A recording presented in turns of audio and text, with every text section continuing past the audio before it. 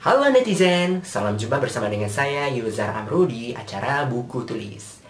Oke, sudah sering banget kita dengar di dunia buku tulis ada istilah pengarang dan juga penulis. Kira-kira apakah kedua istilah ini saling berkaitan sama artinya atau mungkin malah nggak ada hubungannya sama sekali? Oke, kita cek dulu ya di Kamus Besar Bahasa Indonesia alias KBBI. Yang edisi terbarunya adalah yang kelima. Nah, kita lihat kata pengarang. Nah, pengarang di sini menurut KBBI adalah orang yang mengarang cerita, berita, buku, dan lain sebagainya. Lalu penjelasan berikutnya, pengarang sama dengan penulis. Oke, berarti sama ya kalau menurut KBBI. Kita cek dulu dari kata penulis. Nah, menurut KBBI, arti dari penulis yaitu yang pertama adalah orang yang menulis, kemudian yang kedua pengarang. Clear ya sekarang kalau arti pengarang maupun penulis sama berdasarkan KBBI. Namun ternyata pendapat ini oleh sejumlah ahli atau orang yang berkecimpung di dunia buku tulis ternyata nggak seperti itu sepenuhnya. Oke, kita cek dulu. Ini ada yang namanya website luar negeri, namanya ArtAngelLink.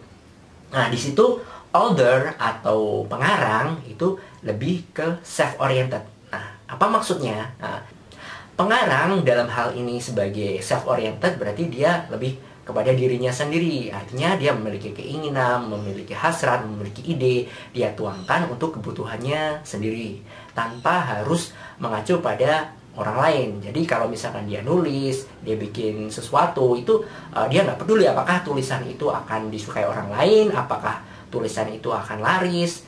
Nah, itu nggak masalah. Pengarang dalam hal ini adalah orang yang idealis. Oke, kita kasih contoh satu. Ya, salah satu nama pengarang yang sangat terkenal, yaitu J.K. Rowling. Ya, kalian pasti tahu dia adalah yang bikin novel Harry Potter. Kalau di seri Harry Potter, ya dia bikin serial yang dia disukai juga oleh orang lain. Nah, suatu ketika dia bikin novel lain yang genrenya sama sekali berbeda dengan Harry Potter yang fantasy. Yang pertama berjudul The Cuckoo's Calling dan kemudian yang berikutnya ada The Casual Vacancy. Kalau kalian sudah membaca kedua buku atau novel tadi, ternyata beda ya, bukan tentang dunia sihir, bukan magic. Nah, itu karena dia memang ingin menulis tanpa harus terpaku pada pasar. Oke, lalu bagaimana dengan penulis atau writer? Nah, kalau penulis atau writer itu lebih service oriented atau berorientasi kepada layanan. Jadi dia akan melihat tren, melihat apa yang dibutuhkan masyarakat. Kemudian dia akan mencoba menyesuaikan diri, tulisannya itu akan dibikin sesuai dengan yang dibutuhkan oleh pasar. Nah, bahkan ada juga nih istilahnya ghostwriter. Ghost. Nah, kalian pasti pikir, aduh, enggak. Bukan gitu. Jadi ghostwriter itu adalah orang yang menuliskan sesuatu, entah itu buku, entah itu novel atau artikel, atas permintaan orang lain, dan namanya si ghostwriter namanya nggak akan muncul. Nah, yang muncul itu ada si yang request ini. Nah, contohnya misalkan ada, ini kan lagi mau pilkada nih. Nah, orang-orang kan pengen dia lebih terkenal, kelihatan lebih intelek. Nah, misalkan contohnya namanya Parjo. Nah, Parjo ini mau nyaut nih, tapi dia ingin lebih terkenal lagi. Nah, dia akan bisa minta bantuan ghostwriter untuk bikinkan tulisan. Nah, nanti yang munculnya di buku itu namanya adalah si Parjo itu. Padahal sebenarnya ghostwriter itu bisa siapa saja, bisa saja saya atau kamu. Intinya seorang penulis atau writer itu akan bersedia kompromi dengan pasar. Dia nggak masalah dengan idealisme pribadinya.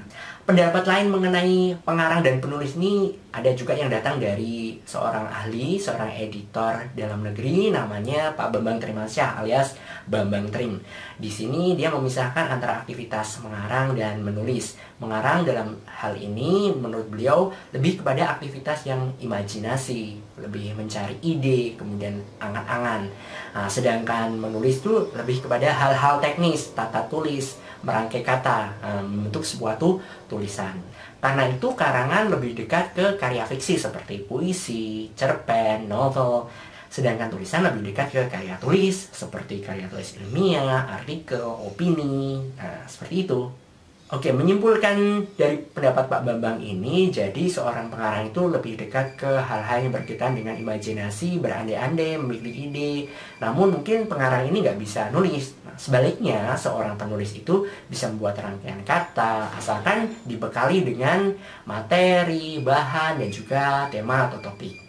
Di luar negeri lazim adanya kolaborasi antara pengarang dan penulis dalam berkarya. Contohnya adalah penulis seri Chicken Soup yaitu Jack Canfield. Dia berpasangan dengan Mark Victor Hansen. Kemudian ada juga di dunia komiknya, ini bukan tulis menulis sih, tapi ini juga berpasangan yaitu antara pengarang Stan Lee yaitu di Marvel ya, dan dia berpasangan dengan artis ilustrator yaitu Jack Kirby dan Steve Ditko. Tapi bisa juga seorang penulis itu juga pengarang. Dia bisa berimajinasi, dia punya ide, dan dia juga mampu menuangkan apa yang dipikirkannya itu ke dalam bentuk tulisan, ditata dengan baik rangkaian katanya. Ya intinya sih antara penulis dan pengarang itu sama-sama baik karena saling membutuhkan. Oke, itu aja ya. Sebentar. Gua juga ada nih salah satu istilah, yaitu sastrawan. Kira-kira apa hubungannya nih antara sastrawan, penulis dan pengarang? Kalau bahas ini nanti kelamaan. Kita bahas lain kali aja ya. Oke, terima kasih sudah menonton video ini. Untuk mengetahui berbagai hal terkait dengan buku dan penulisan, subscribe atau langganan di channel ini. Kalau kalian suka video ini, jangan lupa untuk like dan kemudian share sebanyak-banyaknya ke teman, saudara, rekan. Oke? Bye-bye.